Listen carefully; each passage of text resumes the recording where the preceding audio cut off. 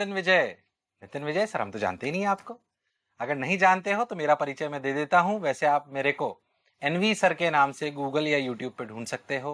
मैं नितिन विजय, BTech IIT BHU Kota की धरती पे मेरा जन्म हुआ, कोटा में ही पला बड़ा, यहीं से मैंने तैयारी करी। कोटा राजस्थान आपने सुना होगा, मक्का मदीना के नाम से जाना जाता है। जो भी बच्चे जेई यानी कि आईआईटी की या मेडिकल की तैयारी कर रहे होते हैं, तो मैं वहीं से पढ़ा, वहीं से वापस आईआईटी गया, फिर वापस यहीं से आके पढ़ा रहा हूँ। तो कोटा में पिछले 15 वर्षों से पढ़ा रहा हूँ as a MD Motion Education Private Limited. पर आज मैं आप सब लोगों के सामने हूँ बाइजू के ऑनलाइन प्लेटफॉर्म पे। हाँ, आप सभी लोग मेरे लेक्चर्स मिलेंगे आपको पूरे बाइजू के ऑनलाइन प्लेटफॉर्म पे, best in the world you can say. तो आपको बहुत बढ़िया से पढ़ाई करने को मिलेगा। और मेरे बारे में अगर आपको और जानना है तो आप यूट्यूब पे या गूगल पे मुझे सर्च कर सकते हैं। मैं खुद के बारे में ज्यादा बताते हुए अच्छा नहीं लगूंगा, पर आपको ये कह सकता हूं कि पिछले 15 वर्षों में मैं कम से कम 8,000 बच्चे आईआईटी और डॉक्टर में एमबीबीएस के लिए तैयार कर चुका हूं, जिनको पहुंचा चुका हूं। पढ़ाए हुए तो मेरे हिसाब से 50-60 हजार बच्चे होंगे जिनको हम पढ़ा चुके हैं। तो बहुत सालों का अनुभव है। खुद ने भी यही सोचा था कि टीचर ही बनना है आईआईटी करने के बाद। तो अपन इसी कार्य में पूरे टाइम रहे ताकि बच्चों के लिए वो कर पाए जो शायद हमने हमारे विद्यार्थी जीवन में कुछ तकलीफें देखी थी। मेरा हमेशा से लक्ष्य रहता है कि हम बच्चों के लिए कुछ ऐसा करें, चाहे वो टेक्नोलॉजी के माध्यम से हो, चाहे वो प्रोसेस के माध्यम से हो, कि हम वो कर पाए जो तकलीफें मैंने अपने विद्यार्थी जीवन में देखी कि ये चीज मुझे कम समझ आई, तो फिजिक्स में उसे कैसे इजी कर दूं, या कैसे सवाल दिए जाएं ताकि उनको ज्यादा अच्छे से समझ में आए। ये हमेशा से प्रयासरत रहता है, कुछ नया नया करने की कोशिश रहती है ताकि आप समझ पाओ। डोंट वरी, हमेशा अपन इतनी सीरियस बातें नहीं करने वाले हैं, अपन एंजॉय करके पढ़ेंगे। क्योंकि अगर आपको पढ़ाई से प्रेम करना है तो उसे एंजॉय करने की आदत होनी चाहिए। बोलो यस और नो। यस और नो। सर हम तो ऑनलाइन पढ़ रहे हैं, यस और नो। याद रखना कि अगर क्लास में पढ़ना है तो आपको बोलते रहना है, हिलते डुलते रहना है, वरना आप 1 घंटे की क्लास में सो जाओगे। इसलिए हम कोटा में भी पढ़ाते हैं तो बच्चों को हर 5 मिनट 10 मिनट बोलते हैं यस और नो, ताकि बच्चा जागता रहे। ये साइंस है, इसलिए आपको बोलते रहना है। ऐसे नहीं कमरे में बैठे हो तो यस और नहीं बोल सकते, बोल सकते हो। समझ आया तो यस, नहीं आया तो नो। चिंता मत करो, मेरे पास आ जाएगी अपने आप बात कि आपको समझ आया कि नहीं आया। टेंशन मत लो, बहुत क्लैरिटी समझ में आएगा। वैसे भी आज जो अपन चालू करने वाले हैं बहुत बेसिक चैप्टर है, उसका पहला लेक्चर वैसे ही और बेसिक होने वाला है। नाम आप सभी लोगों ने सुना होगा, वेक्टर्स। क्या सुना होगा? वेक्टर्स। हाँ सर पढ़ा तो था, ये लोअर क्लासेस में मैंने पढ़ा तो है सर, 8 9 10 में इसके बारे में हमने सुना था। हाँ सर, तो उसी के बारे में अपन थोड़ा सा आगे बढ़ेंगे। बहुत बेसिक लेक्चर, बहुत अच्छे से समझ आएगा। बहुत छोटी छोटी बातें करूंगा पहले 2-3 लेक्चर में, बल्कि इसमें कोई कॉम्पिटिटिव एग्जामिनेशन की ऐसी कोई खास बात नहीं है, पर ये बेसिक आना चाहिए। क्योंकि अगर आगे की फिजिक्स पढ़नी है तो अपने को ये पूरा चैप्टर अच्छे से समझ आना चाहिए। बोलो यस और नो। अरे रामलालो श्यामलालो बोलो भाई यस और नो। रामलालो श्यामलालो बुलाऊंगा भी मैं तुमको, ऐसे परेशान नहीं होना एकदम, है ना। मस्ती मजाक के साथ पढ़ेंगे, शानदार तरीके से पढ़ेंगे। लोड लेके नहीं पढ़ना है भाई। पूरे साल 2 साल अपने को पढ़ना है तो मेहनत के साथ पढ़ना है और एंजॉय करके पढ़ना है, तभी अपने को बात समझ आएगी। बोलो करोगे कि नहीं करोगे? अरे पक्का? अरे सोच लो। अरे गारंटीड? चालू हो जाए? आज्ञा है? पक्का? चलो भाई, तो चालू करते हैं अपना नया चैप्टर वेक्टर्स। आज अपन वेक्टर में क्या क्या पढ़ने वाले देखो भाई, स्लाइड आगे बढ़ाते हैं। आज अपन वेक्टर में पढ़ेंगे इंट्रोडक्शन टू वेक्टर्स और रिजोल्यूशन ऑफ वेक्टर्स का बहुत बेसिक, बहुत बेसिक। बाकी तो अगले टर्न में आएगा। तो इंट्रोडक्शन टू वेक्टर्स और रिजोल्यूशन ऑफ वेक्टर्स। वेक्टर चालू करने से पहले, फिर मैं कह रहा हूं बहुत बेसिक लेक्चर है आज का, बिल्कुल परेशान नहीं होना एकदम। बहुत बेसिक बेसिक चीजें पूछता हूं आपसे, बहुत सिंपल, जो आपने सुनी होगी पक्के से। ठीक? क्या पूछूं? चलो भाई, मान लीजिए आपसे एक सवाल पूछूं। क्या सवाल? देखो भाई, इसका जवाब यस और नो में देना है। क्या देखो पीछे दिखाई दे रहा होगा, देखो भाई। Mass of this block is 5 kg।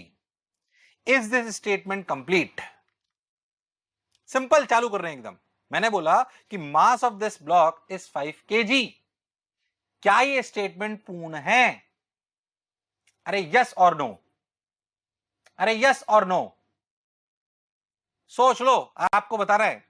क्या सर अभी तो चालू ही नहीं करा, पहले ही सवाल से चालू कर दिया। बहुत बेसिक बेसिक चीजें पूछ रहा हूं। Mass of this block is 5 kg। क्या ये स्टेटमेंट पूर्ण है? क्या ये स्टेटमेंट कंप्लीट है? यस और नो लिख दो, यस और नो कॉपी में। नोट्स वोट्स तो बनाओगे ना? ऐसे नहीं बस ऐसे ही सुन रहे हैं। कॉपी लेके बैठना है, नोट्स बनाने प्रॉपर, शर्माना नहीं है। जिसने की शर्म उसके आए नंबर कम, इसलिए शर्म नहीं करनी भाई। है ना। हमारे लेक्चर के साथ साथ आपको डाउट भी पूछने की सुविधा मिलेगी, तो डाउट भी पूछते रहना, परेशान नहीं होना एकदम। चलो भाई, अब क्या करें। पहला statement, mass of this block is 5 kg, this is statement complete और इनकम्प्लीट, बोलिए यस और नो। तो बताइए, इज दिस स्टेटमेंट कंप्लीट, बोलो यस और नो। चलो मैं बताता हूं, इसका आंसर है यस। मैंने भी टिक लगाया, उधर से भी टिक लग के आया, बहुत बढ़िया, यस। अच्छा, मास तो ऐसे ही बोलते हैं ना, एक मेरा मास 10 किलो, ऐसे तो नहीं बोलते। मेरा मास, मान लीजिए मेरा मास 50 किलो। हाँ, कई लोग हंस रहे हैं सर, 50 के तो नहीं हो सर, आप ज्यादा के हो। चलो ठीक है, प्लस माइनस 40 कर लो, इसमें क्या है ना। तो मान लो मेरा वजन 50 किलो, ऐसे तो नहीं बोलते Nitin Vijay sir, NV sir 50 kilo north, ऐसे तो नहीं करते, सिर्फ 50 किलो ब्लॉक है। पर मान लो मैं आपसे इसी में एक अगली चीज पूछूं, इसी में मान लीजिए, क्या देखो कि अगर मैं आपसे पूछूं comment on its weight, comment on its weight, तो आपने सुना होगा जी की वैल्यू होती है 10 मीटर पर सेकंड स्क्वायर, पढ़ा होगा, पढ़ा है कि नहीं पढ़ा। तो बताओ वेट क्या होता है, सुना होगा एमजी। अरे सुना है कि नहीं सुना, सुना है क्या। कलर चेंज कर लेते हैं, कलर येलो ले लेते हैं, ब्लैक पे येलो अच्छा लगेगा। चलो भाई, एमजी, हाँ सर सुना है। जी के लिए लगभग 10 ले लेते हैं, वैसे 9.8 होती है। अभी समझने के लिए, मास कितना लिया था 5 किलो, तो ये कितना हो गया 50। अच्छा, ये एमजी क्या होता है, मास की फोर्स। सोच लो, फोर्स क्या ये यूनिट न्यूटन आ गई। हाँ सर, ये भी हमने थोड़ा बहुत तो सुना हुआ है। चलो भाई, वैसे अपन बहुत पढ़ेंगे एनएलएम में, परेशान होने की आवश्यकता नहीं है। अच्छा सर, बिल्कुल सही, बहुत बढ़िया, बहुत सुंदर, बहुत मजा आया, वाह वाह। अब क्या करें, देखो भाई, अब मैं आपसे बोलूं इसका वेट जो है वो 50 न्यूटन है, क्या ये स्टेटमेंट पूर्ण है। सोच लो, यस और नो, बोलो भाई, क्या इसका वेट 50 न्यूटन, ये स्टेटमेंट कंप्लीट है, बोलो भाई, सोच लो, अरे पक्का, यस और नो। मैं आपसे बोलूं कि weight of the block is 50 Newton, क्या स्टेटमेंट कंप्लीट है, यस और नो। कोई पुराना वाला सवाल, यस और नो, यस और नो, सोच लो, नो। 50 न्यूटन बोलने से वेट का स्टेटमेंट कंप्लीट नहीं हुआ। वेट का असली मतलब है वेट 50 न्यूटन डाउनवर्ड्स। हालांकि हमारी नॉर्मल लाइफ में हम 50 न्यूटन बोलते हैं तो सभी लोग जानते हैं भाई वेट तो नीचे ही लगेगा, वो कॉमन सेंस की एक अलग बात है, but 50 Newton downwards is the correct statement. यानी कि मास जब बताया, तब मास जब बताया तो सिर्फ वेट, मास जब बताया तो सिर्फ 5 kg बता के काम चल गया। पर जब वेट बताया तो क्या 50 न्यूटन नीचे बताना पड़ा। नॉर्मल लाइफ में हम नीचे नहीं बताते क्योंकि अंडरस्टूड है, बट नॉर्मली हमें बताना चाहिए। तो क्या इसके साथ डायरेक्शन भी देनी पड़ी। हाँ सर, हाँ, ये बात तो समझ आई। मतलब कुछ चीजें ऐसी होती हैं जिनको जब नापें, जिनको जब नापें यानी कि मेजर करें, तो उनमें सिर्फ और सिर्फ हमें उनकी एक यूनिट चाहिए होती, उनकी डायरेक्शन की आवश्यकता नहीं होती। पर कुछ ऐसी होती है जिनमें भाई मैग्नीट्यूड भी चाहिए होता है, यानी कि जैसे पहले 5 था मास में और यहां 50, और उसकी डायरेक्शन भी चाहिए। बोल यस और नो। एनवी सर पे 10 न्यूटन फोर्स लगा, क्या ये स्टेटमेंट कंप्लीट है। एनवी सर पे 10 न्यूटन फोर्स नॉर्थ में लगा, क्या ये स्टेटमेंट कंप्लीट है। हाँ, तो कुछ चीजों के साथ डायरेक्शन देनी पड़ती, कुछ को नहीं देनी पड़ती। मान लीजिए तूने अपने दोस्त को बोला भाई एक काम करना, तेरे घर से मेरा घर 2 किलोमीटर दूर है, आ जाना। अब वो जो आपका दोस्त था वो भी तुम्हारी तरह चमत्कारी था, उसने कहा ठीक है आ जाऊंगा। अब वो अपने घर से निकला, अब अपने घर से निकला, जैसे निकला सोचा अरे 2 किलोमीटर किधर, किधर जाऊं, कहां जाऊं, कैसे जाऊं। 2 किलोमीटर तो इधर भी जा सकता हूं, इधर भी जा सकता हूं, इधर भी जा सकता हूं, इधर भी जा सकता हूं, पीछे भी जा सकता हूं, हमें तो नहीं जाना। क्या 2 किलोमीटर की दूरी कंप्लीट स्टेटमेंट है। अगर आपको अपने दोस्त को अपने घर बुलाना है तो क्या उसे दिशा देनी पड़ेगी। हाँ सर, देनी पड़ेगी, दिशा देनी पड़ेगी, वरना वो भूल जाएगा where to go, where do I go. पीछे दिखाई दे रहा होगा आपको एनिमेशन में, किधर जाऊं भाई, तो क्या डायरेक्शन देनी पड़ेगी। हाँ सर, बिल्कुल देनी पड़ेगी। मतलब कुछ चीजें ऐसी होती हैं जिनमें को मेजर करते वक्त डायरेक्शन की जरूरत पड़ती है, कुछ ऐसी होती हैं जिनमें डायरेक्शन की जरूरत नहीं पड़ती, पर दोनों में मैग्नीट्यूड की जरूरत तो पक्का पड़ती। क्या मेरी बात एकदम क्लियर है? हाँ सर, ये बात सही। तो वास्तविकता में अगर अपन बात करें तो फिजिकल क्वांटिटीज, ये फिजिकल क्वांटिटीज अपन यूनिट डायमेंशन के साथ पढ़ते हैं। फिजिकल क्वांटिटीज आपने पहले भी सुना होगा, बहुत बेसिक सी बात, फिर कह रहा हूं आज का लेक्चर बहुत बेसिक, शर्म आ रही पढ़ाते हुए, पर पढ़ाना तो है ताकि आपके बेसिक्स बिल्कुल क्लियर हो, क्योंकि अगर बेसिक अच्छे नहीं हुए तो आगे पढ़ना संभव नहीं है, इसलिए बेसिक्स पे बहुत फोकस करना है भाई, है कि नहीं? चलो भाई, अच्छी बात सर, सही बोले। फिजिकल क्वांटिटीज क्या होती है, इस पे अपन यूनिट डायमेंशन में ज्यादा बात करते हैं, फिर भी अपन समझ लें। फिजिकल क्वांटिटीज वो होती हैं जिनको मेजर करा जा सकता है। Mass, length, time, temperature, volume, area, बोलो यस और नो, क्या इनको मेजर कर सकते हैं? यस और बिल्कुल सोच लो अच्छे से।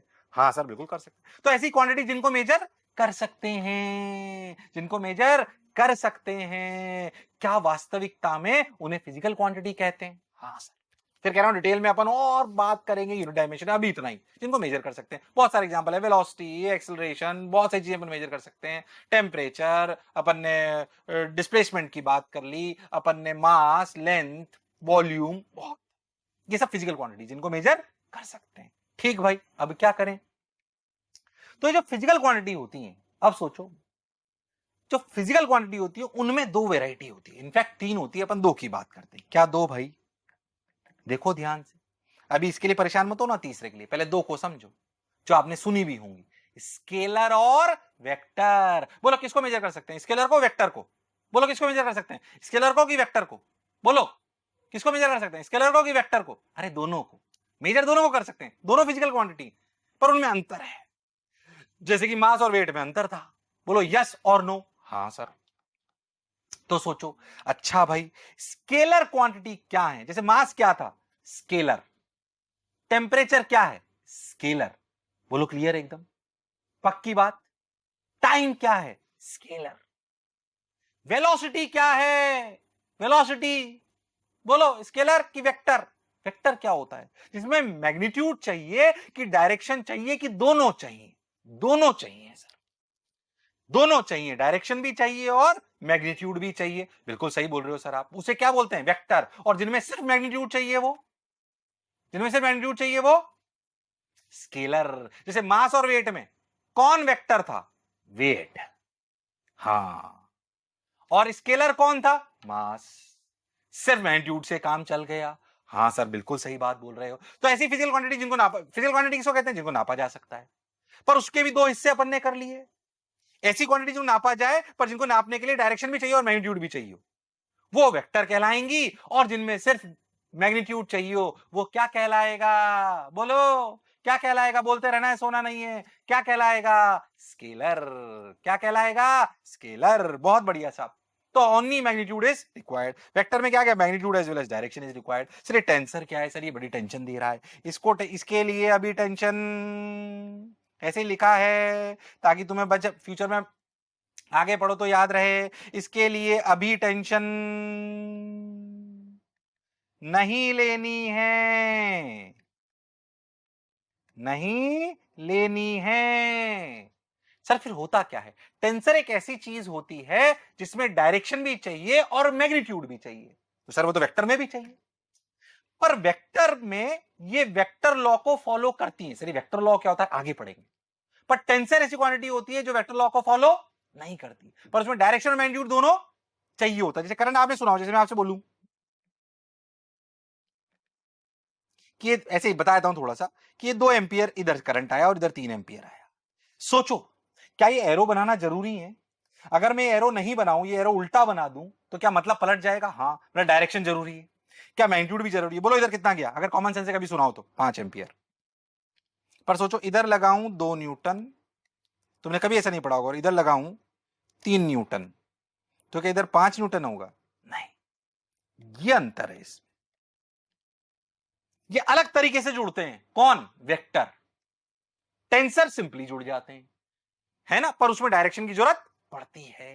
करंट में अपन इस बात को और डिटेल में पढ़ेंगे, अभी इसके लिए टेंशन लेने की जरूरत नहीं है, क्योंकि अभी हमारा ध्येय है वेक्टर पढ़ना।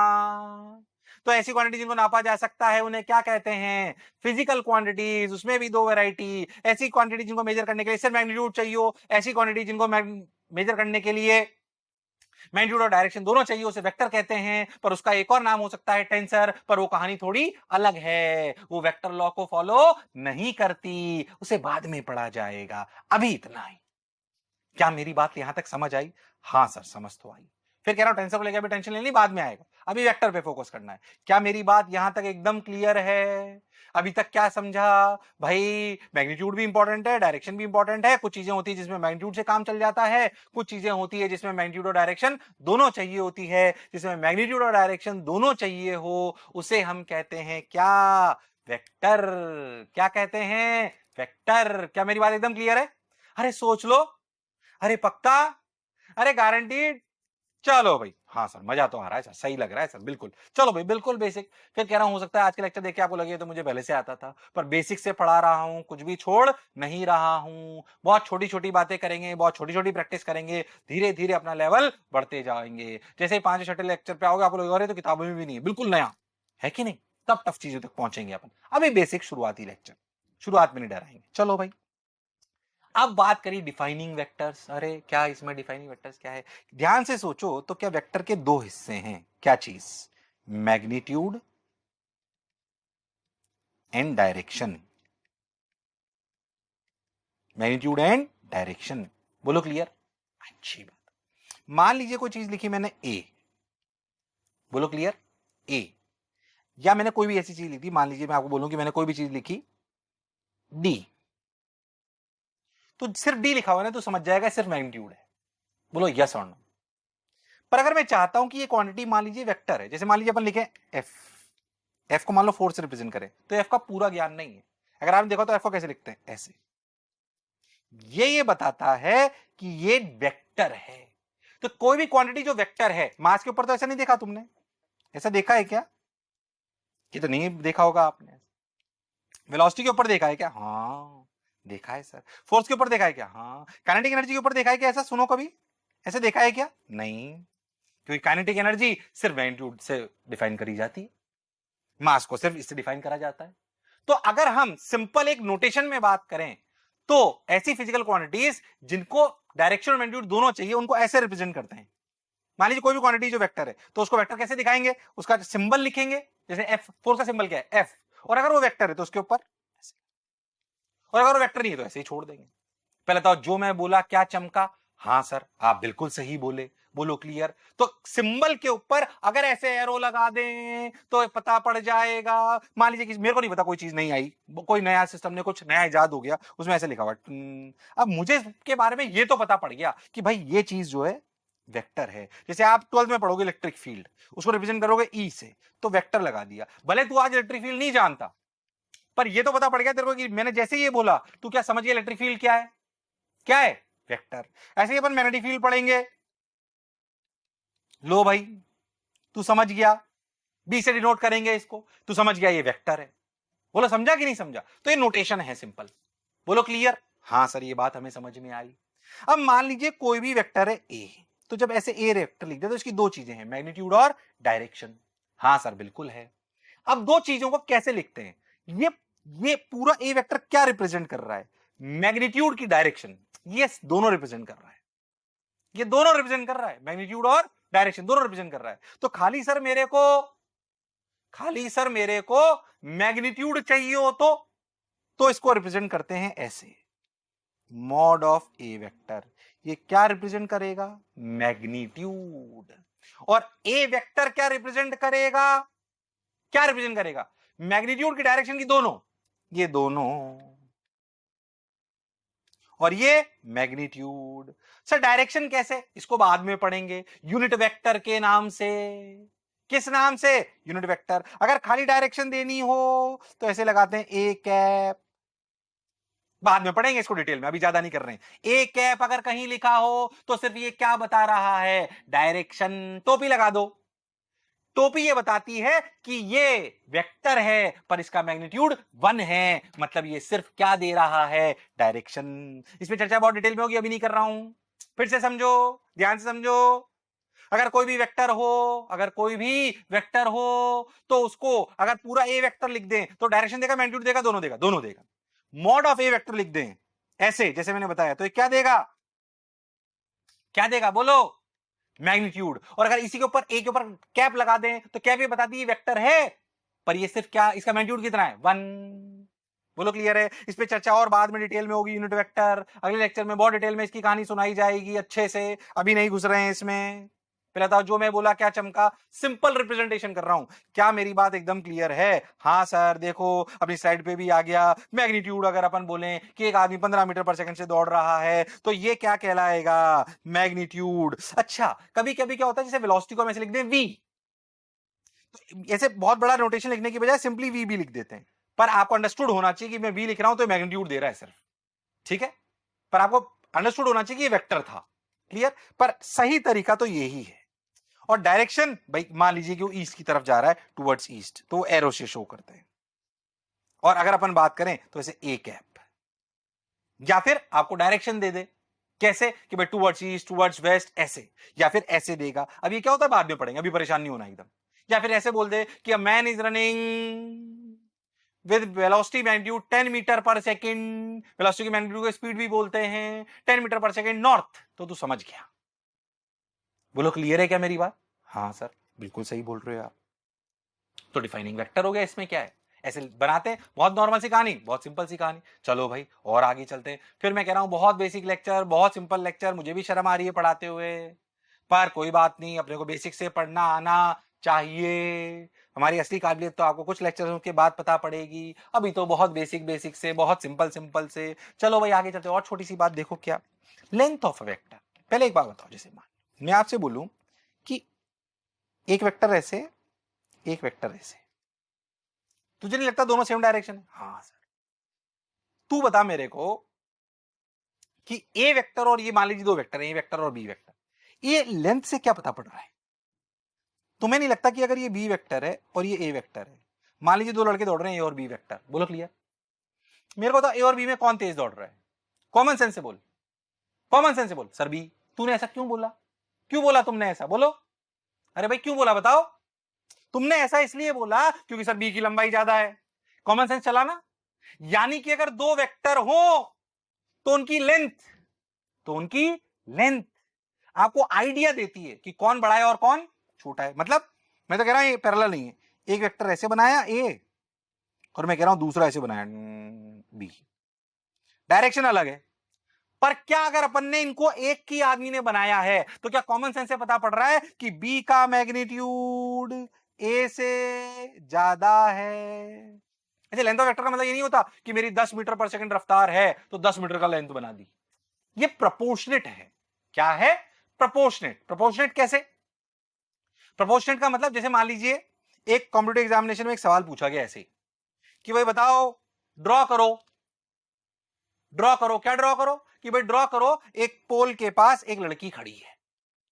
अच्छा, अब सब लोगों ने इस बात पे ध्यान दिया कि पोल सुंदर बनाऊं, ठीक, सुंदर कन्या को भी सुंदर बनाऊं, सबका ध्यान इसमें था, पर उनको जज ही नहीं करना था। वो एग्जामिनेशन आर्ट एंड क्राफ्ट का था ही नहीं। उनको जज पता है क्या करना था कि आपका इतना कॉमन सेंस काम करता है कि नहीं करता कि हमारे घरों के पास जो पोल लगे होते हैं वो 12-14 फीट के होते हैं, ठीक, 10 से 12 फीट के, और जो लड़की की हाइट नॉर्मली होती है वो 5 फुट 5.5 इंच या मतलब 5.5 फुट या मैक्सिमम ये लगभग लगभग हाइट होती है। तो आपको प्रोपोर्शनेट बनाना था कि अगर आपने पोल इतना बनाया 10 फुट का तो लड़की जो आप बनाओगे वो आधे से कम होनी चाहिए, लगभग लगभग। अब कई लोगों ने क्या करा ऐसे, पोल इतना, सुंदर कन्या भी इतनी, बताओ ये नॉनसेंस है कि नहीं है? ये जज करना था। तो प्रोपोर्शनेटली बनाते हैं। तो अगर एक ही आदमी ने 4 वेक्टर बनाए तो उसको ध्यान में रखना चाहिए कि मेरे को 4 वेक्टर अगर बनाने हैं तो मेरे को ध्यान रखना चाहिए कि जिसका मैग्नीट्यूड सबसे बड़ा हो उसकी लेंथ सबसे ज्यादा दिखाई देनी चाहिए। बोलो यस और नो, बोलो क्लियर है? अगर मैं आपको बहुत लॉजिकली और समझाऊं तो आपको समझ में आएगा कि मान लीजिए मैंने जैसे स्केल पे बनाया है, ऐसे स्केल पे, तो मान लीजिए ऐसे बनाते हैं सिंपल सिंपल से, देखो मान लीजिए कि मेरे को दो फोर्स रिप्रेजेंट कर रहे हैं, एक 10 न्यूटन और एक 20 न्यूटन, ठीक। तो अगर मैं 10 न्यूटन के फोर्स की लेंथ 2 सेंटीमीटर बनाता हूं तो मुझे लॉजिकली 20 न्यूटन की लेंथ 4 सेंटीमीटर बनानी चाहिए। ये एक अच्छे बनाने वाले को पता होना चाहिए। क्या मेरी बात एकदम क्लियर है? अरे सोच लो, अरे पक्का? हाँ सर, बात तो समझ आई? बोलो क्या मेरी बात एकदम क्लियर है? अरे हाँ ना बोलना पड़ेगा भाई, अरे सोच लो, अरे पक्का? हाँ सर, ये बात तो समझ आई। बोलो क्लियर? अच्छा सर आप बहुत देर से बोल रहे थे ये वेक्टर वेक्टर, सर हमें तो समझ ही नहीं आया एरो। पहले तो एरो क्या तुम्हें बताया था अपन किधर दौड़ रहे हैं? अगर मैं ऐसे लाइन ड्रॉ कर दूं तो क्या पता पड़ेगा किधर जा रहे हैं? नहीं सर, इधर भी जा सकते इधर भी जा सकते, पर जैसे मैंने एरो ऐसे बनाया, क्या तू समझ गया इधर जा रहे हैं? तो ये एरो जो कहलाता है ये कहलाता है हेड, और ये क्या कहलाती है? टेल। क्या कहलाती है? टेल। तो क्या एरो का जो हेड जो अपना कहलाता है, क्या वो अपने को रियल डायरेक्शन देता है? वरना एक स्ट्रेट लाइन, एक स्ट्रेट लाइन क्या दो डायरेक्शन हो सकती है? पर एरो यानी कि हेड बता देता है कि किधर है। बोलो क्लियर एकदम पक्का? अरे सोच लो। हाँ सर, और क्या लेंथ ऑफ ए वेक्टर भी समझ में आया? देखो भाई स्लाइड पे भी यही बनाया हो, देखो दो आदमी दौड़ रहे हैं, एक 10 मीटर पर सेकेंड, एक 20 मीटर पर से, एक 5 मीटर पर सेकेंड। चलो खुद बता दो, अब तुम लोग खुद बता दो, बता दो इसमें से कौन ए है कौन बी है? चलो खुद बता दो, खुद बताओगे कौन ए कौन बी, किसकी रफ्तार ज्यादा है? ए की। तो क्या ये ए ज्यादा हुआ और ये बी कम हुआ?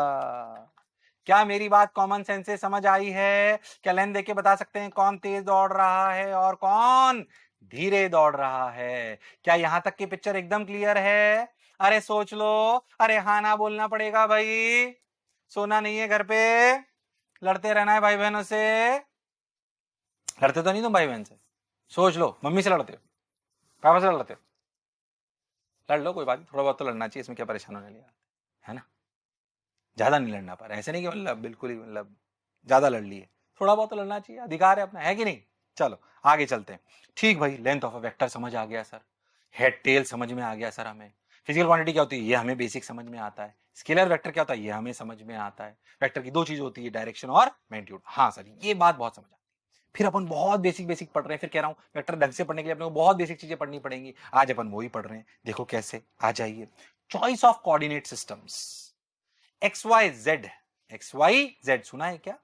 Choice of coordinate systems, choice of coordinate systems, हमें एक्स वाई जेड, अगर हमें किसी भी वेक्टर को या किसी भी पॉइंट को डिफाइन करना है तो हमें एक बेस बनाना पड़ता है। पर कोऑर्डिनेट एक्सिस मानने के कुछ तरीके हैं। क्या? एक्स वाई जेड एक्सिस मानते हैं, तीनों आपस में परपेंडिकुलर होती हैं, मतलब जैसे अगर ये और ये, बोलो क्लियर? तो क्या इसमें और इसमें 90 डिग्री एंगल है? हाँ सर। क्या इसमें और मेरे सर में 90 डिग्री एंगल है? हाँ सर। क्या इसमें और मेरे सर में 90 डिग्री एंगल है? हाँ। तो तीनों एक्सेस जिसे अपन एक्स वाई जेड बोलते हैं ये आपस में परपेंडिकुलर होती हैं, आपस में परपेंडिकुलर होती हैं। अच्छा सर, आपस में कैसे होती हैं? परपेंडिकुलर। क्या ये ऐसे हॉरिजॉन्टल होना जरूरी है? ऐसा कोई जरूरी नहीं है, आप ऐसे भी कर सकते हो, पर आपस में परपेंडिकुलर होनी चाहिए। तो देखो भाई, ये एक standard X Y Z, okay, ये समझ में आ रहा है? लाइन बाहर आ रही है? हाँ सर। और देखो ऐसे, ये डॉट का क्या मतलब होता है सर? अगर कभी आप जब भी डायग्राम बनाओगे तो लॉजिकली बताओ, आपके पास जो पेपर है वो 2D है कि 3D है?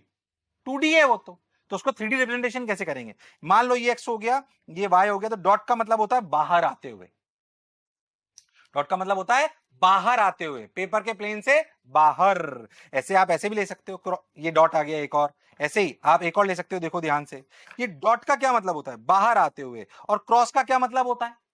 अंदर जाते हुए। मान लीजिए मैं ऐसे ले लूं, ये देखो, मान लो कि मैं ऐसे लूं, ये x, ये y और ये z। बोलो क्लियर? अरे पक्का? तो z कहां था? ऐसे। अब सोचो मैं इसको पूरा ऐसे घुमा लूं तो z कहां गया? ऊपर, ठीक।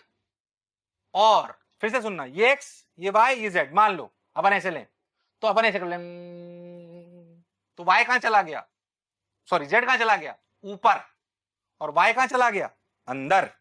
बोलो क्लियर? तो अपन ऐसे x, ऊपर क्या आया था देखो, z, तो y कहां चला गया? अंदर, तो ऐसे रिप्रेजेंट कर देंगे। बोलो क्लियर है एकदम? क्या हमें आगे बेसिक चीजें कोऑर्डिनेट लिखने के लिए एक्स वाई एक्सिस समझ में, एक्स वाई जेड एक्सिस समझ में आनी चाहिए? हालांकि आप सब लोग जानते हो, पर फिर से पढ़ा रहा हूं ताकि आप कुछ भी छोड़ो नहीं। एक्स वाई जेड एक्सिस तीनों के परपेंडिकुलर होनी चाहिए और आपस में म्यूचुअली परपेंडिकुलर होकर ही वो एक सिस्टम बनाती हैं। और इसके जो ये पॉइंट होता है इसे क्या कहते हैं? ओरिजिन। इसके कोऑर्डिनेट क्या लिखते हैं? कभी सुना हो तो क्या लिखते हैं? इस पॉइंट पे पहुंचने के लिए क्या एक्स में भी 0 चलेंगे, वाई में भी 0 चलेंगे और जेड में भी 0 चलेंगे। ये अपने को कोऑर्डिनेट लिखने बहुत अच्छे से आने चाहिए। अगर इसको अपने को सीखना है तो अपने को लिखने आने चाहिए। ठीक सर, बढ़िया बात, सुंदर बात। पानी पी लेते हैं, आइए।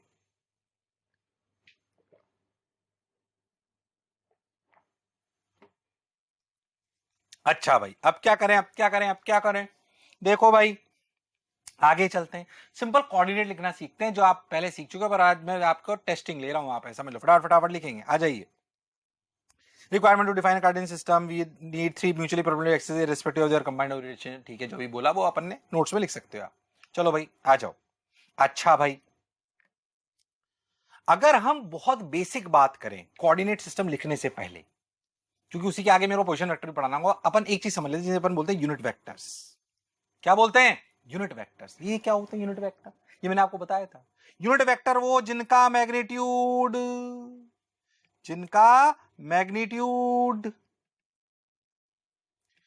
1 हो, जिनका मैग्नीट्यूड 1 हो। अच्छा, ऐसा नहीं है यहां पे खत्म हो जाएगा। अभी तो सर मैं एक्स वाई जेड के लिए बताऊंगा आपको, बाकी वास्तविकता में इसको अपन आगे पढ़ेंगे अगले लेक्चर में, यूनिट वेक्टर्स को बहुत अच्छे से। अभी तक एक्स वाई जेड मेरी स्टैंडर्ड डायरेक्शन है, एक्स एक्सेस, वाई एक्सेस और जेड एक्सेस। बोलो यस और नो, तो उनके लिए डिफाइन कर लेते हैं। मान लीजिए कभी आप लिखो ऐसे आई कैप। कैप का क्या मतलब होता है? कैप का क्या मतलब होता है कि ये वेक्टर है पर इसका मैग्नीट्यूड 1 है। आई का मतलब एक्स एक्सेस की तरफ, तो आई कैप का मतलब है एक चले। कितना? एक। किधर? X axes. अगर एक है और डायरेक्शन भी है एक्स एक्सिस की तरफ, आई का मतलब एक्स एक्सिस, कैप का मतलब एक मैग्नीट्यूड। बोलो क्लियर? तो आई cap represents what? A vector in x direction with magnitude 1। It's a standard notation, याद रखना है। I cap means a vector who is towards x axis, who is towards x axis and whose magnitude is 1। बोलो clear? हाँ, ऐसे ही जे cap क्या है? J represents Y axis, J represents Y axis. बोलो clear? और कैप का मतलब magnitude 1। ऐसे ही K cap represents what? Unit vector along Z axis, unit vector along Z axis. हाँ सर, बिल्कुल सही सर। तो unit vector along Z axis उसे कहते हैं के कैप। तो आई cap, J cap, K cap are the standard notations of vector direction. I cap का मतलब एक्स एक्सिस की तरफ। बोलो क्लियर? हालांकि बहुत सिंपल सी बात होती है, जैसे अपन लिख दे 2 आई कैप, तो तू क्या समझेगा बता मेरे को, खुद ही सोचो। 2 आई कैप का मतलब क्या समझोगे बताओ, सोच के देखो। आई कैप का मतलब एक्स एक्सिस की तरफ, कैप का मतलब 1 मैग्नीट्यूड, 2 से मल्टीप्लाई कर दो तो 2 चले किधर? एक्स एक्सिस की तरफ। हालांकि बाद में बातें करेंगे ये सब अपन बहुत अच्छे से समझ समझ के, अभी इतना। बोलो क्लियर है क्या?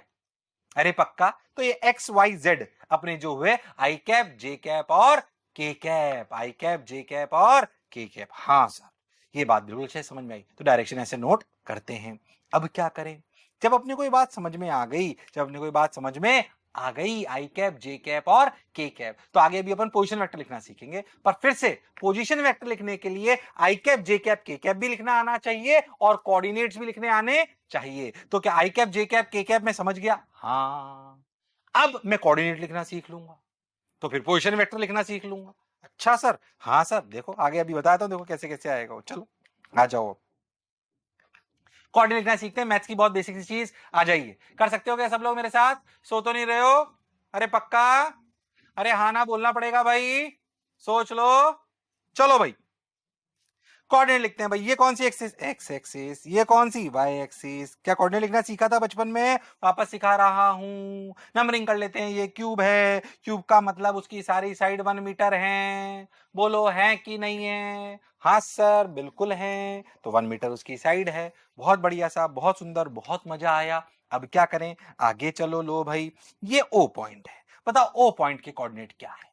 ओ पॉइंट पे चलने के लिए, वो पॉइंट पे पहुंचने के लिए आपको एक्स में कितना चलना पड़ा? 0। वाई में कितना? 0। जेड में कितना? 0। मैं जानता हूं तुम ये जानते हो, पर अपने को बेसिक से आना चाहिए। मेरा धर्म है सब कुछ पढ़ाना। तो 0, 0, 0। बहुत बढ़िया, आगे चलते हैं।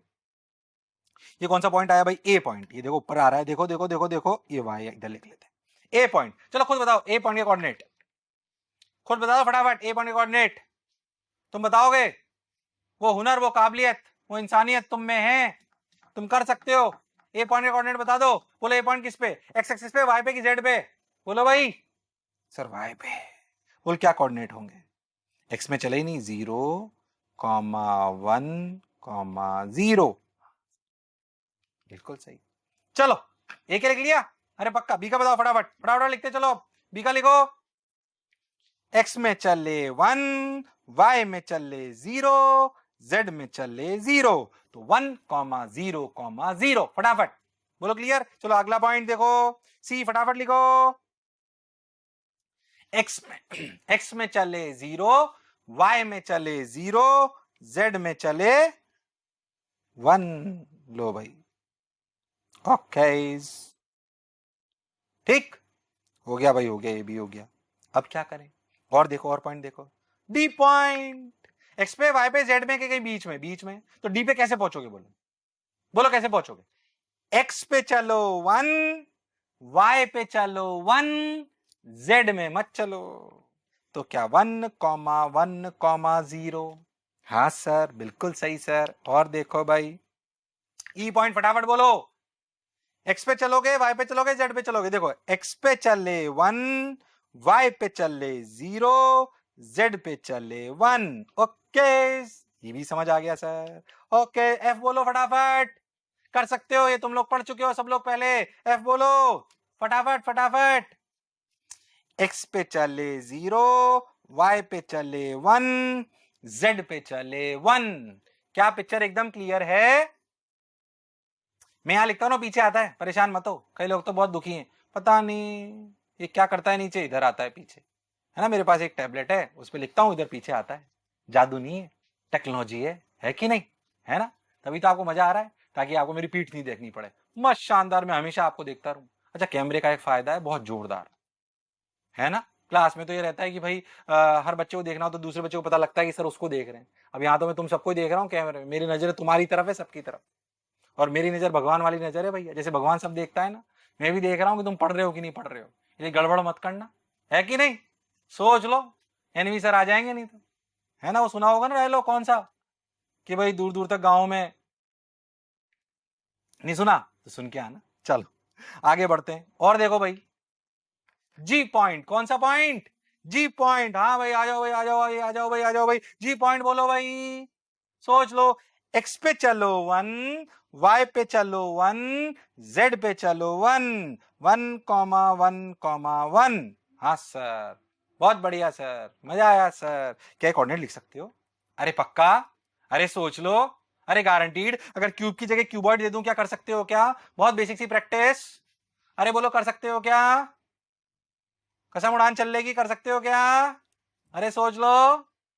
जितना करो डायलॉग आते रहेंगे ऐसे, सुना नहीं है भाई। मस्ती मजाक शानदार तरीके से पढ़ेंगे, मजे भी करेंगे और पढ़ेंगे भी सही, और सीख जाएंगे और सेलेक्ट भी होंगे, टेंशन ही लेनी एकदम। चलो भाई find out the coordinate. Cube ले रहा हूं, इसकी ये साइड 3 मीटर है, 1 मीटर है, 2 मीटर है। बोलो क्लियर? ये एक्स एक्सिस, ये वाई एक्सिस, जेड एक्सिस। चलो भाई ए पॉइंट कोऑर्डिनेट लिखो फटाफट। मैं देख रहा हूं सारे एक साथ लिख दो। तुम लिखो, टाइम दे रहा हूं मैं तुमको। चलो ये सारे जितने भी पॉइंट हैं कोऑर्डिनेट लिखो एक साथ, फिर मैं एक साथ बताऊंगा। फटाफट लिखो सब लोग, सब लोग लिखेंगे भाई। अरे सोच लो, अरे पक्का। चलो लिखना चालू करूं? लिख लिया तुम लोगों ने?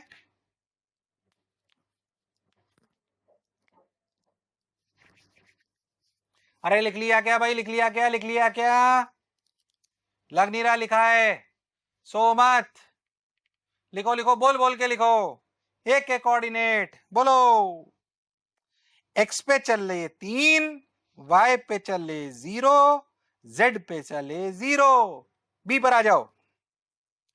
एक्स पे चले 0, वाई पे चले, वाई पे चले 2। हाँ ये देखो 2 है ये। अच्छा जेड पे चले, कितना 0। ओके, तो 0,2,0 सी पर आ जाओ। x पे चले 0, y पे चले 0, z पे चले 1, तो 0,0,1 डी पे आ जाओ। x पे चले 3, y पे चले 2, z पे चले 0, बिल्कुल सही। आ जाओ ई पर आ जाओ। x पे चले 3, y पे चले 0, z पे चले 1, बिल्कुल सही सर, सही, मजा आया। f पे x पे चले 0, y पे चले 2, z पे चले 1, बहुत बढ़िया। जी के लिए आ जाओ, आ जाओ, आ जाओ, आ जाओ, जी के लिए बोलो। x पे चले 3, y पे चले 2, z पे चले 1। ओके, लो सारे कोऑर्डिनेट हो गए। टाइम पास ही था भैया, पर आपको आना चाहिए। ये बहुत बेसिक बेसिक सी चीजें अपने को क्लैरिटी में होनी चाहिए, इसमें अपने को गड़बड़ करना नहीं है। कोऑर्डिनेट लिखने आ गए क्या? हाँ। स्केलर वेक्टर जानता हूं क्या? हाँ। पक्की बात। फिजिकल क्वांटिटीज में स्केलर भी हो सकता है, वेक्टर भी हो सकता है, वो भी मेरे को समझ में आता है। पोजीशन वेक्टर की बेसिक बात भी अपन समझते हैं, कैप का मतलब भी हम समझते हैं, आई cap, J cap, K cap भी अपन समझते हैं। अगर किसी पॉइंट के कोऑर्डिनेट लिखने हो क्यूब या क्यूबॉइड में, तो वो भी लिखने हमें आते हैं। बोलो यस और नो? अरे पक्का? हाँ सर। तो और आगे चलते हैं। अब देखो, position vector of a coordinate. Position vector actually क्या है मैं आपको समझाता हूं। वेक्टर फॉर्म में कैसे लिखते हैं, तो डायरेक्शन भी बताता है, कोऑर्डिनेट भी बताता है। वैसे तो पोजीशन वेक्टर, पहले अपन समझो पोजीशन वेक्टर, किसी एक पॉइंट की पोजीशन, पहले बताओ कोई भी एक पॉइंट की पोजीशन क्या तभी समझाई जा सकती है जब किसी दूसरे की फिक्स कर दें, किसी दूसरे की फिक्स कर दें। यहां पे वो फिक्स पॉइंट कौन है? With respect to origin. Position vector का मतलब है पोजीशन ऑफ अ पॉइंट किसके रेफरेंस में? ओरिजिन के रेस्पेक्ट में। अरे किसके रेस्पेक्ट में? ओरिजिन के रेस्पेक्ट में। क्या मेरी बात क्लियर है? किसके रेस्पेक्ट में? ओरिजिन के रेस्पेक्ट। बोलो क्लियर? अच्छा सर, अब कैसे? देखो ध्यान से। मान लो कि ये पॉइंट है 6,5। इससे क्या समझे तुम ये बताओ? 6 किधर चले? x में, और 5 किधर चले? y में। लो भाई, x में चले 6, y में चले 5। ओके, ये a पॉइंट है। बोलो क्लियर है? हाँ सर। तो ये अब इसको वेक्टर फॉर्म में कैसे लिखते हैं? देखो देखो देखो, ध्यान से देखो। 6 किधर चले? x में। x की डायरेक्शन कौन रिप्रेजेंट करता था? कौन करता था? असलियत में पॉइंट ए, ये वाला यहां तक थोड़ी है, यहां तक थोड़ी है। पॉइंट ए की अगर विद रिस्पेक्ट टू ओरिजिन बात करूं तो क्या ये लाइन है? हाँ सर, बिल्कुल ये लाइन है। क्या ये मेरी जो चीज है ये कहलाता है पोजीशन वेक्टर ऑफ ए? बोलो क्लियर है? पोजीशन वेक्टर ऑफ ए, इसे बोल सकते हो ए वेक्टर। बोलो क्लियर? पोजीशन वेक्टर ऑफ ए। ठीक भाई, अभी ऐसे समझते हैं सर। ये पोजीशन वेक्टर ऑफ ए, ये एरो कहलाएगा। इसको कैसे लिखेंगे वेक्टर फॉर्म में? ध्यान समझो। क्या अपने को ओरिजिन के लिए यहां पहुंचने के लिए 6 किधर चलने चला? X axis. बताओ एक्स एक्सिस को कैसे लिखते थे? बताओ बताओ बताओ बताओ बताओ। एक्सिस की डायरेक्शन क्या थी? आई कैप, और ये क्या था? जे कैप। तो 6 किधर चले? आई कैप। और 5 किधर चले? जे कैप। तो 5 जे कैप। ये कहलाएगा पोजीशन वेक्टर ऑफ ए। बोलो कहानी समझ आई? अब कोऑर्डिनेट बोल लो या ये बोल लो, एक ही बात है। मैंने बोला कि किसी पॉइंट का कोऑर्डिनेट 5,7 है, तो तू समझ गया 5,7, 5 चले x में और इसमें चले, तो कोई इससे पूछ ले इसका पोजीशन वेक्टर लिखो, तो लिख दो 5 i cap plus 7 j cap. ऐसे ही z में आ जाए तो भी कर सकते हैं क्या? अरे कर सकते हैं क्या? अरे सोच लो। अरे पक्का? हाँ सर, इसमें क्या है? तो दो तरीके हैं लिखने के, कोऑर्डिनेट में लिख लो और वेक्टर फॉर्म में लिखना हो तो ऐसे लिखो। क्या ये चीज डायरेक्शन और मैग्नीट्यूड दोनों देगी? हाँ। अभी बात करेंगे मैग्नीट्यूड की भी, पर ये बेसिक तरीका ऐसे लिखते हैं, इसका मतलब अपने को समझ में आना चाहिए। इसका मतलब ये समझा कि अगर मुझे ए तक पहुंचना है तो 6 चलो आई में और 5 चलो जे में। इसका पोजीशन वेक्टर क्या होगा? 7, -6 का। शर्म आ रही है पूछते हो, फटाफट बता दो। देखो भाई 7, -6 का पोजीशन वेक्टर क्या होगा? लो भाई, इधर चले 7, इधर चले 6 नीचे की तरफ, तो -6 चले, तो इसको क्या लिखेंगे? Position vector of B. बोलो क्या लिखेंगे पोजीशन वेक्टर ऑफ बी? लिखेंगे 7i कैप -6j कैप। समझाने की जरूरत है कि बात समझ आ गई है? बोलो राम लालो श्याम लालो, अरे आया कि नहीं आया? अरे हाँ ना बोलना पड़ेगा, अरे पक्का? हाँ सर समझ आया। फिजिक्स बहुत बढ़िया सब्जेक्ट है बेटा, मजा आ जाएगा। आज तो पहला लेक्चर है, अपने को तो बहुत आगे तक पढ़ना है। धीरे धीरे अगर फील आने लग जाए तो इससे बेहतर कोई सब्जेक्ट नहीं है, पक्के से कह रहा हूं। बहुत शानदार, बहुत मजा आता है। चलिए अच्छा, और आगे चलते हैं। लो भाई, find out the position vectors. लो भाई बता दो इसमें क्या है? अभी यही तो करा था, जो अपन ने सब लिखे उनके पोजीशन वेक्टर लिख सकते हो क्या? क्या इन सबके कोऑर्डिनेट लिख लिए थे आप लोगों ने? अरे लिखे थे कि नहीं लिखे थे? लिखे थे ना? अभी वही तो सवाल है ये, है कि नहीं? अगर पोजीशन वेक्टर लिख लिए, अगर अपन ने कोऑर्डिनेट लिख लिए, तो क्या पोजीशन वेक्टर लिख सकते हैं? हाँ सर बिल्कुल लिख सकते हैं, बिल्कुल लिख सकते हैं। मान लीजिए, अच्छा ठीक भाई, ठीक भाई, रिप्रेजेंटेशन ऐसे करेंगे। कैसे? मैं पीछे बता देता हूं।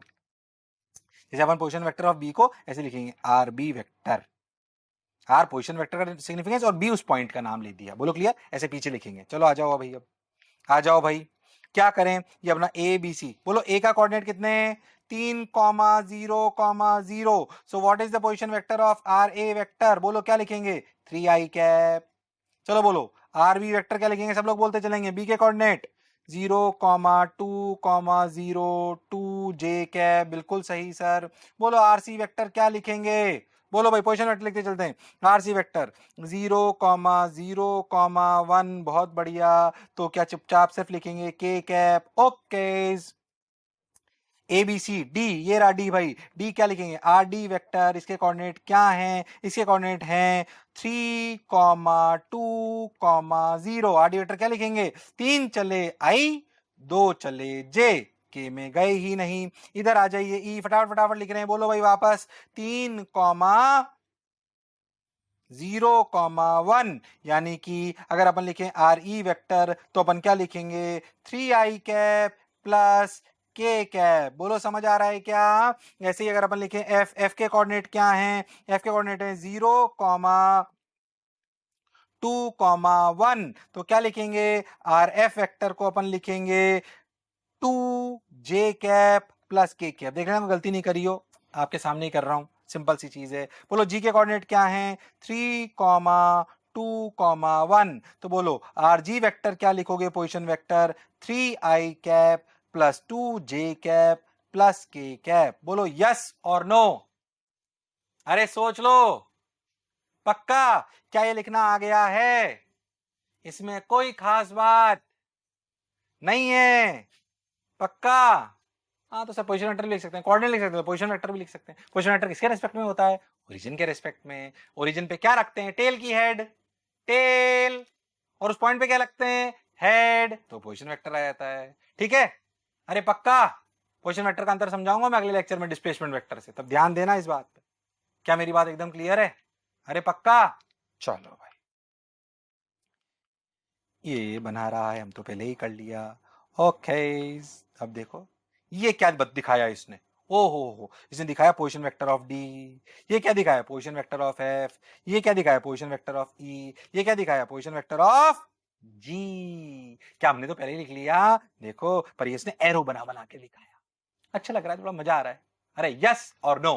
क्या मेरी बात एकदम क्लियर है? फिर से देखो, अपन ने पीछे लिख लिया था सब कुछ, ये लिखा था, इसने इसको एरो बना बना के दिखाया। देखो भाई, लो भाई, लो भाई, लो भाई, लो भाई। बोलो क्लियर है क्या? अरे सोच लो, अरे पक्का, अरे गारंटीड? चलो भाई, अच्छा भाई, पोजीशन कोऑर्डिनेट पता हो क्या पोजीशन वेक्टर लिख सकते हैं? अगर कोऑर्डिनेट पता हो तो पोजीशन वेक्टर लिख सकते हैं। क्या है, कहानी यहीं खत्म हो गई? नहीं, ये कहानी अभी आगे और चलेगी, बहुत आगे तक चलेगी। परेशान होने की जरूरत नहीं है। अरे पक्का? अरे सोच लो। चलो भाई, और देखो भाई, आगे चलते हैं। नेगेटिव ऑफ अ वेक्टर कुछ नहीं, आप जानते हो फिर भी। अगर ये ए वेक्टर है तो माइनस ए वेक्टर क्या होगा? क्या माइनस ए वेक्टर का और ए वेक्टर का क्या चीज सेम होगी? Same magnitude but opposite direction. अरे क्या बेसिक सी बात है, इसमें ऐसी कोई सिखाने वाली बात नहीं है। तो देखो ए वेक्टर का नेगेटिव उल्टा, बी वेक्टर का उल्टा minus B vector, simple. Magnitude same होता है नेगेटिव वेक्टर का, पर डायरेक्शन अपोजिट होती है। बोलो यस और नो। क्या कोऑर्डिनेट सिस्टम लिखना जानता हूं? हाँ। क्या आई cap J cap K cap जानता हूं? हाँ। क्या नेगेटिव वेक्टर जानता हूं? हाँ। क्या मेरे को कोऑर्डिनेट लिखने आते हैं क्यूब और क्यूबॉइड में? हाँ। बेसिक बेसिक बातें सीख गए। चलो भाई और आगे चलते हैं। देखो भाई अब देखो क्या है। अभी जो आपने देखा आई cap J cap K cap, क्या आप डायरेक्शन ऐसे ही बोलते हो या सर हम तो बचपन से नॉर्थ साउथ ईस्ट वेस्ट सुनते हुए आए थे सर? जनरली वो भी एक डायरेक्शन देने का तरीका है और आई cap J cap K cap भी एक देने का तरीका है, पर हम नॉर्मल लाइफ में ऐसे तो नहीं बोलते। पापा ने बोला बेटा सब्जी ले आना। पापा कहां से लाऊं? बेटा 50 आई कैप प्लस 10 जे कैप प्लस 20 के कैप। ऐसे तो नहीं बोलते पापा, या मम्मी ऐसे तो नहीं बोलती, या मम्मी को तुम ऐसे तो नहीं बोलोगे वेक्टर पढ़ने के बाद, मम्मी स्कूल आ जाना। मम्मी बोलेगी तेरा स्कूल कहाँ है? तो बोले 50 जे कैप 50 आई कैप 20 के कैप। तो मम्मी बोलेगी अरे वाह भाई हमें ही बता रहा है।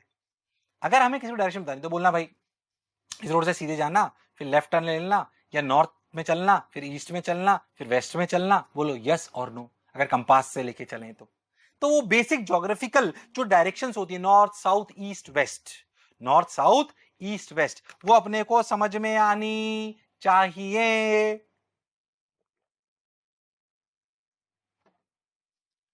अब सोच भाई कैसे कैसे कैसे कैसे कैसे कैसे कैसे कैसे कैसे लो भाई लो भाई लो भाई लो भाई लो भाई लो भाई क्या करें क्या करें क्या करें? देखो अपन क्या करें, ज्योग्राफिकल डायरेक्शन सुना होगा, नॉर्थ साउथ ईस्ट वेस्ट सुना है क्या? नॉर्थ साउथ ईस्ट वेस्ट बोलो clear. North south east waste बोलो क्लियर। ये नॉर्थ ऊपर होता है क्या, या ऐसे हॉरिजॉन्टल में होता है? पहली बात नॉर्थ साउथ ईस्ट वेस्ट हम बनाते ऐसे हैं प्लेन में, पर ये ऐसे वर्टिकली ऊपर नहीं होता है। ऐसे तो नहीं सुना कि rain is falling from north to south, ऐसे तो नहीं सुना। रेन के लिए बोलते हैं वर्टिकली डाउनवर्ड्स, पर नॉर्थ साउथ नहीं बोलते हैं। North south east west horizontal plane में होते हैं। हाँ आपका टीचर बोर्ड पे बनाएगा या जो आपको पीछे दिख रहा होगा ऐसे दिख रहा होगा, उसका मतलब ये नहीं है। ये हॉरिजॉन्टल प्लेन में होते हैं। किस में होते हैं? हॉरिजॉन्टल प्लेन में। ये रहा north south east waste, north south east waste बोलो क्लियर है क्या एकदम? अरे सोच लो, अरे पक्का?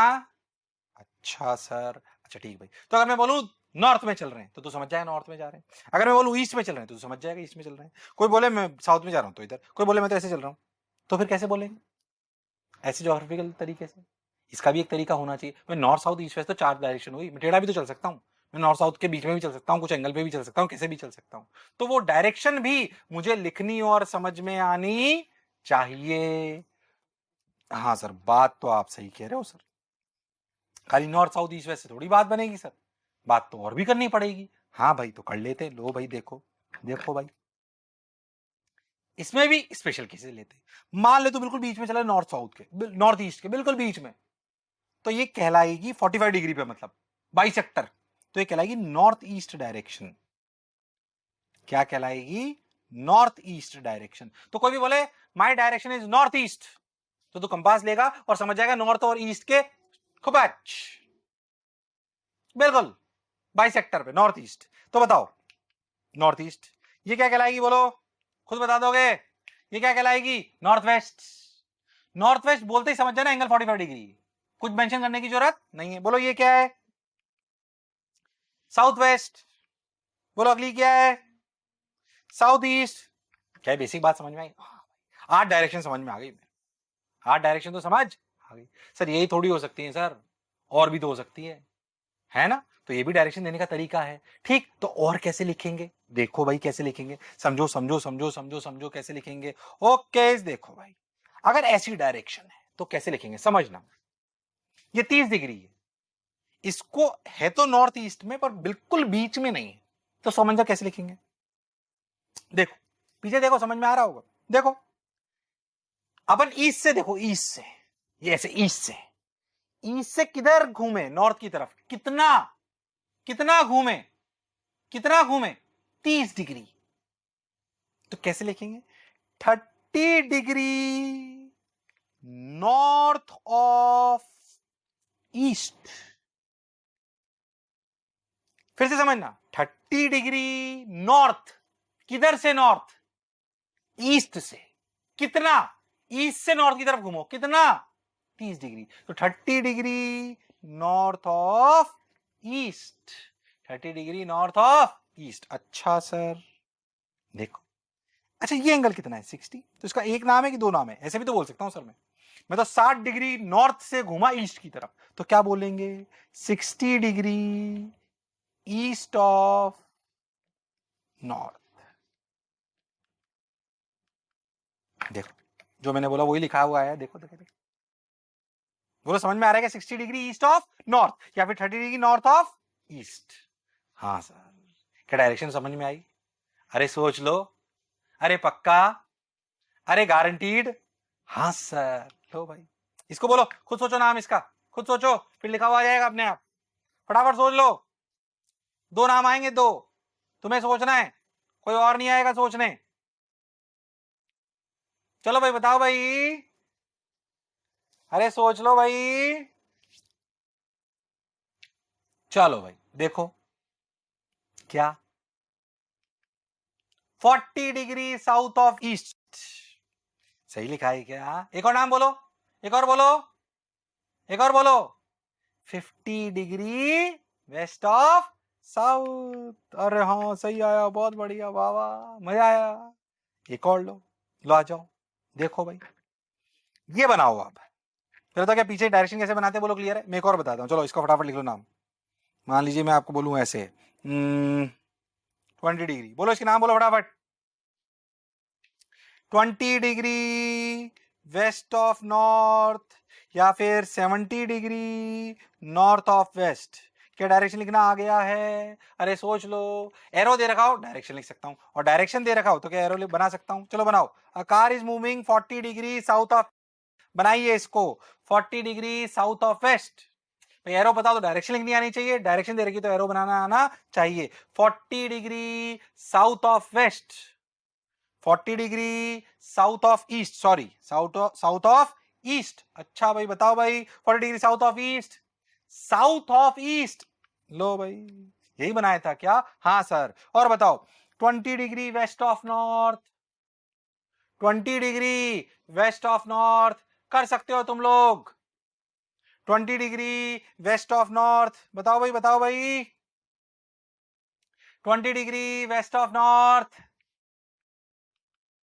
ओके सही है क्या, अच्छा इनके एक का नाम और बता दो ना, 40 डिग्री साउथ ऑफ ईस्ट को क्या लिख सकते हैं, कैसे लिख सकते हैं, 50 डिग्री ईस्ट ऑफ साउथ। हाँ एक और नाम, इसका नाम एक और क्या हो सकता है, 70 डिग्री नॉर्थ ऑफ वेस्ट। लो भाई, क्या ये ज्योग्राफिकल डायरेक्शन में भी मुझे देना आता है, क्या आई cap J cap K cap में ही मुझे देना आता है, नॉर्मल लाइफ में ऐसा होता है, और बहुत नॉर्मल में चले जाए तो लेफ्ट राइट करके समझा देते हैं। हम तो कैसे समझाते हैं फिजिक्स में, पर वैसे भाषा का प्रयोग नहीं करेंगे।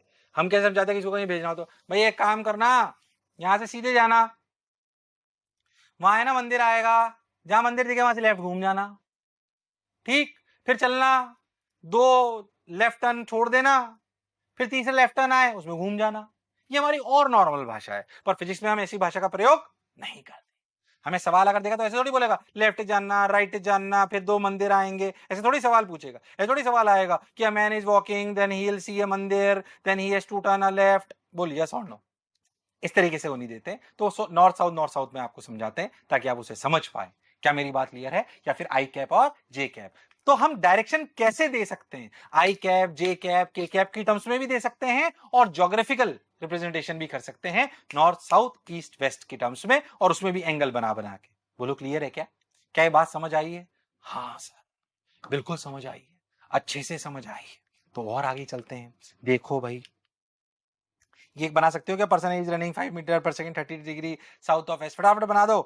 5 क्या है, magnitude, 30 degree south of west क्या है, डायरेक्शन, मतलब ये टोटल चीज, ये 5 क्या है देखो, ये टोटल चीज क्या है, सोच के देखो तो ये वेलोसिटी है, और सिर्फ 5 क्या कहलाती है, स्पीड।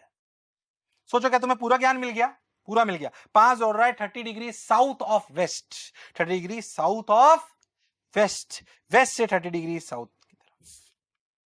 लो भाई आ गया, बनाया हुआ ही आ गया, क्यों अपन बनाए। लो भाई बोलो क्लियर है क्या, अरे सोच लो, इसमें कोई तकलीफ बोलो भाई, अरे पक्की बात, अरे गारंटीड, ठीक है ठीक है। अब हम एक और इंपॉर्टेंट बात करते हैं, ये डायरेक्शन बताने के दो तरीके थे, बोलो क्लियर, ज्योग्राफिकल तरीका और आई कैप जी कैप का। अच्छा देखो और देखो, अब आती है मैग्नीट्यूड ऑफ अ वेक्टर। मैंने आपको बताया था कि जो लेंथ होती है, क्या वो मैग्नीट्यूड रिप्रेजेंट करती है प्रोपोर्शनेटली, हाँ सर।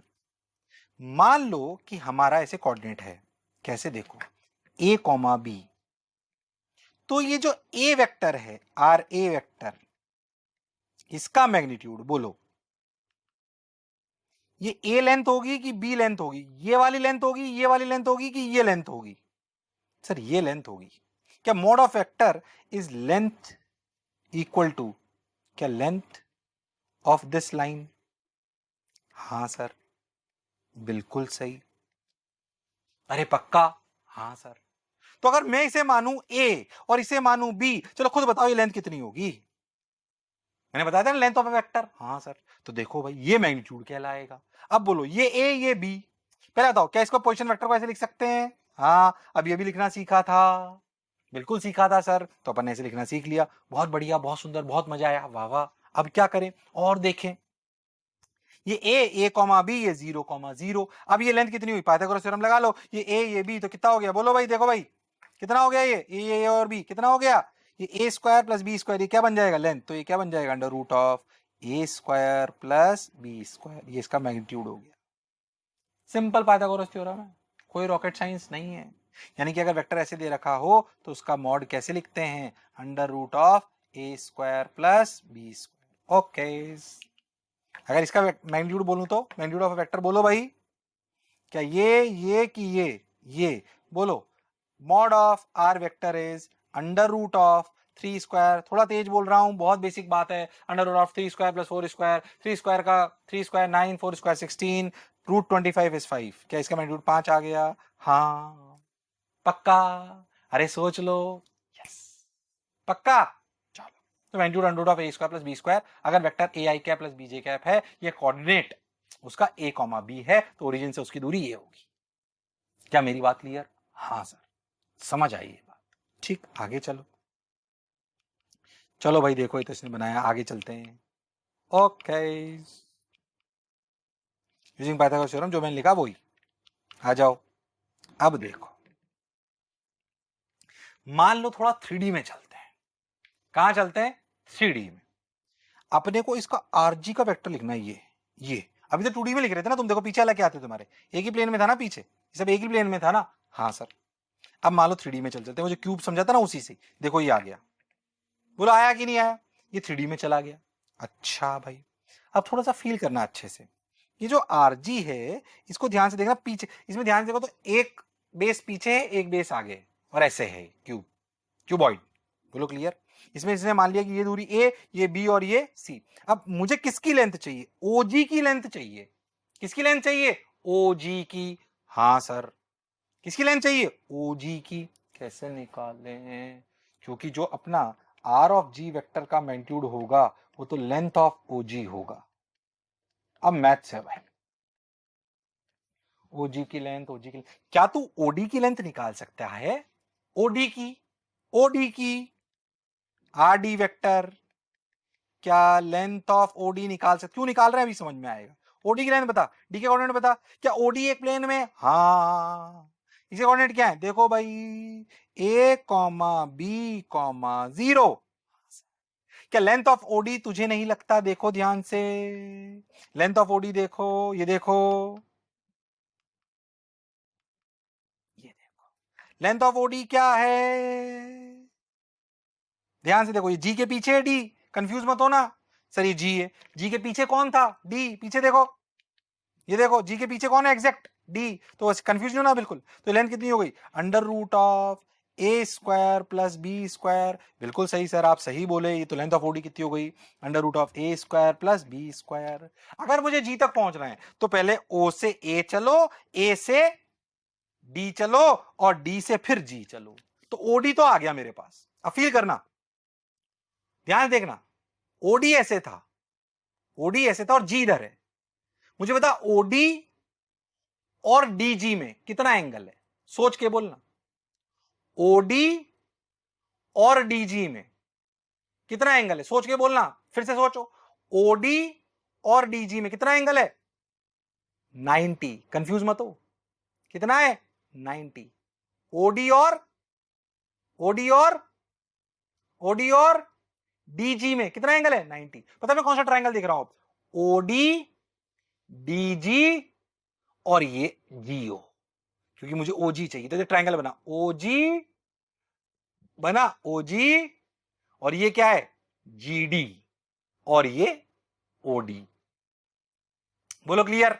हाँ सर, बात तो समझ आई। देखो ये बनना, अब देखो ध्यान से, ये अपना root of B square plus A square, हाँ सर ये बात भी समझ आ गई। देखो अब देखो ये ऐसे, अब ये अच्छे समझना है क्या हुआ, ये OD under root of A square plus B square और ये डीजी और ये एंगल कितना है बोलो, सोच के बोलो, ध्यान से देखो, ये वाला ओडी और डीजी में बोलो कितना है, सोच के बोलो, फिर से देखो, ओडी ऐसे और डीजी ऐसे, कितना एंगल है ये 90। अब सोचो 90 डिग्री आ रहा तो फिर से पाइथागोरस थ्योरम लग सकती है। हाँ, ओडी कितना है under root of A square plus B square, देखो ध्यान से। ओहो, मैंने बोला था ना डीजी और ओडी के बीच में कितना एंगल है, डीजी और ओडी के बीच में कितना एंगल है 90। अच्छा बताओ, जी ओ निकालना है। अच्छा डी ओ कितना है under root of A square plus B square, अरे सोच लो, अरे गारंटीड। अच्छा डी जी कितना है, ये तो सर सी है। हाँ भाई, और ये तो फिर पाइथागोरस थ्योरम लग गई सर, दो बार पाइथागोरस थ्योरम लगा लेते हैं। ओ भाई तो फिर क्या लिखेंगे, under root of A square plus B square plus C square. Okay, हाँ तो अगर अपन बात करें तो जी का, अगर अपन बात करें तो आर जी वेक्टर को क्या लिख सकते हैं, a i cap plus b j cap plus c k cap, तो क्या इसका मैग्नीट्यूड लिख सकते हैं ये। हाँ सर, बोलो समझ आया क्या, तो कंफ्यूज होने की बिल्कुल जरूरत नहीं है। मुझे पता है बहुत बेसिक बेसिक सी चीजें हैं पर अपने को आनी चाहिए। क्या मेरी बात समझ आई। देखो under root of A square plus B square plus C square, जो अपन ने बोला क्या वो सब सही चल रहा है, हाँ भाई बिल्कुल सही चल रहा है। तो भाई अगर कभी भी इन जनरल ऐसा लिखा हो तो अपना मैग्नीट्यूड ये होना चाहिए, पक्के से, बस रट लो। फील भी कर ली और रट भी लिया, और रटना क्या है इसमें, कॉमन सेंस है। 2D में हो तो भी समझ में आ गया, 1D में तो सोचना ही नहीं, कोई ऐसे लिख दे कि R G vector is a i cap तो तू समझ गया मैग्नीट्यूड ए है, इसका मैग्नीट्यूड कितना है ए, इसमें क्या दिमाग लगाना। पर अगर 2D में a i cap plus b j cap तो magnitude under root of A square plus B square, और अगर 3D में है तो under root of A square plus B square plus C square. Got my point. अरे सोच लो, अरे guaranteed. हाँ सर बिल्कुल, बहुत बढ़िया। चलो फाइनल मैग्नीट्यूड ऑफ ओजी फटाफट बता सकते हो तुम लोग, लेट्स सॉल्व दिस। कुछ भी नहीं है, नहीं कर पाओ तो घर पे कांच के सामने जाके रोना, मैं ही ऐसा क्यों हूं। चलो भाई चलो भाई चलो भाई, बता दो फटाफट। Under root of 3 square plus 2 square plus 1 square, बोलो भाई 3 का स्क्वायर 9, 9 प्लस 4 प्लस 1 यानी कि 9 प्लस 5 रूट 14। क्या मेरी बात क्लियर है, कैसे सवाल कराने की जरूरत है, क्या समझ में आ रहा है। ओके लो भाई, बोलो क्या मेरी बात क्लियर है, अरे पक्का। बस तो क्या, आज के लेक्चर के लिए इतना ही। अगले टाइम पे फिर और आगे बताएंगे डिस्प्लेसमेंट वेक्टर और आगे की कहानी सुनाएंगे। बहुत बेसिक लेक्चर, क्या कहानी समझ आई है, अरे सोच लो, अरे पक्का, अरे गारंटीड। हाँ सर समझ तो आई है, पक्का, बेसिक से एकदम परेशान तो नहीं हो गए। हर लेक्चर के साथ आपको डीपीपी भी मिलेगी, बहुत बेसिक सी, बहुत सिंपल सिंपल, आपको वो करनी आनी चाहिए, बिल्कुल सिंपल, परेशान नहीं होना एकदम। बोलो क्लियर, अरे पक्के से, अरे गारंटीड। हाँ सर, तो ये अपनी कहानी आज की इतनी थी। बोलो क्लियर है? हालांकि मैं आपको एक ट्रायंगल रटने के लिए बोल देता हूं, ये वाला ट्रायंगल आप रट लीजिए क्योंकि आगे काम आएगा। ये ट्रायंगल याद रखना है, जैसे तुम्हें ऐसे याद होगा ना, ये वाला ट्रायंगल याद है कि नहीं याद है? बताओ कौन सा? जैसे तुम्हें वैल्यूज याद होंगी ना, sin 30 की वैल्यू कितनी होती है? हाफ। sin 60 की वैल्यू कितनी होती है? √3/2। बोलो यस और नो? पक्का? ऐसे ही क्या cos 60 की वैल्यू कितनी होती है? हाफ। ऐसे ही cos 30 की वैल्यू कितनी होती है? √3/2। ये कैसे करते हो तुम सब लोग? ऐसे ही tan 30 की वैल्यू कितनी होती है? बोलो भाई। 1/√3। tan 60 की वैल्यू कितनी होती है? √3। बोलो क्लियर है क्या ये? अरे पक्का? अरे गारंटीड? ऐसे एंगल याद होते ना, ऐसे ट्राइंगल भी याद होना चाहिए। ये चार, ये स्टैंडर्ड फिजिक्स में बहुत काम आएगा इसलिए रटवा रहा हूं, हो सकता है तुम्हें याद हो। ठीक है, तो अपन ये sin 30 अपन लिखते हैं, तो अपन sin 30 में क्या करते हैं? बोलो क्लियर? sin 30 में अपन लिखते हैं इसे 1, तो इसे लिखते हैं 2। तो ये क्या बन जाता है? √2² - 1², तो कितना बन जाता है? √3। ये ट्राइंगल, तो ये 60 होता है, 30 होता है, तो कितना होता है? 60। तो ये अपना ऐसे 90 डिग्री। बोलो क्लियर है ना? तो ये अपन ट्राइंगल याद रखते हैं, तो इससे सब कुछ निकल आती है, सारी कहानी 30 60 सब निकल आता है। cos 60 क्या होता है? cos क्या होता है? Base upon hypotenuse. तो cos 60 base upon hypotenuse. tan 60 ये रहा भाई। tan 60 क्या होता है? परपेंडिकुलर अपॉन बेस, तो √3/1। बोलो क्लियर? ऐसे ये ट्राइंगल भी याद होना चाहिए। अगर ये ट्राइंगल याद है तो क्या मैं सारे एंगल की वैल्यू लिख सकता हूं? बोलो sin 37। बोलो इस ट्राइंगल को देख के। sin 37 ये स्टैंडर्ड एंगल है, जैसे 30 60 स्टैंडर्ड थे ना, 30 60 और 45 है ना, वैसे ये 45 का कैसे बनाते थे? ऐसा, ये 1 ये 1 ये √2। ठीक, ये ट्राइंगल स्टैंडर्ड था। ऐसे ही फिजिक्स में ये भी स्टैंडर्ड है। बोलो sin 37 के लिए। sin 37 perpendicular upon base 3/5। बोलते चलो। cos 37 बोलो भाई 4/5 भाई। sin 53 बोलो भाई। sin 53 के लिए 4/5 समझ में आ रहा है? cos 53 बोलो भाई। cos 53 के लिए फटाफट बोल दो। cos 53 की वैल्यू कितनी हो गई? ये रहा अपना 53। cos इज 3/5, कोई दिक्कत नहीं है। बोलो tan 53 की वैल्यू क्या? Perpendicular upon base 4/3। बोलो भाई tan 37 इज 3/4। क्या सब अपने आप याद हो जाएंगे अगर ये ट्राइंगल याद हो जाएगा?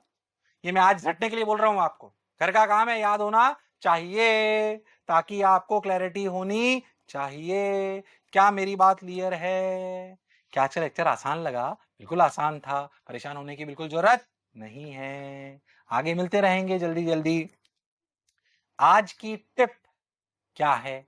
मैं जनरली आपको हर 1-2 लेक्चर में टिप देता रहूंगा, क्योंकि टिप हमारे पास बहुत सारी, इतने सालों से पढ़ा रहे हैं, बच्चों की समस्याओं को समझते हैं। आज के भी तुम क्योंकि बहुत बेसिक से स्टार्ट कर रहे हो, तुम्हारे लिए पता है सबसे बड़ी समस्या क्या है?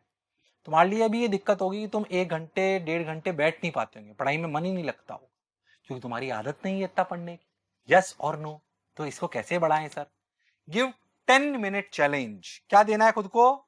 खुद को क्या देना है? आज की टिप क्या है? खुद को 10 मिनट चैलेंज देना है। सर ये 10 मिनट चैलेंज क्या है सर? 10 मिनट चैलेंज ये कि जब मन करे कि यार अब मन नहीं लग रहा, उठ जाओ पढ़ने से, तो मन को कहना है 10 मिनट चैलेंज ले रखा है मैंने। जब मन कहे कि उठ जा, तो 10 मिनट और पढ़, और इतनी रफ्तार से पढ़ जैसे एक मैराथन में दौड़ने वाला आदमी आखिरी के 100 मीटर दौड़ता है, तेज दौड़ता, पूरी जान झोंक देता है, ऐसे 10 मिनट। बोलो क्लियर है क्या? तो 10 मिनट चैलेंज क्या है? जब मन कहे कि उठ जाओ पढ़ने से, तब 10 मिनट और पढ़ना है। क्या मेरी बात क्लियर है? अरे बोलो यस और नो? अरे सोच लो। अरे पक्का? क्या चैलेंज एक्सेप्ट कर लिया सबने? अरे करा कि नहीं करा? फटाफट यस लिख दो। अरे करा कि नहीं करा? सोच लो। चलो तो फिर मिलते हैं अपन अगले सेशन में, बहुत बढ़िया बातें करेंगे, मजा आएगा। तब तक के लिए नमस्कार, शब्बा खैर, थैंक यू। चलते रहो, मस्त रहो, स्वस्थ रहो, व्यस्त रहो। Thank you.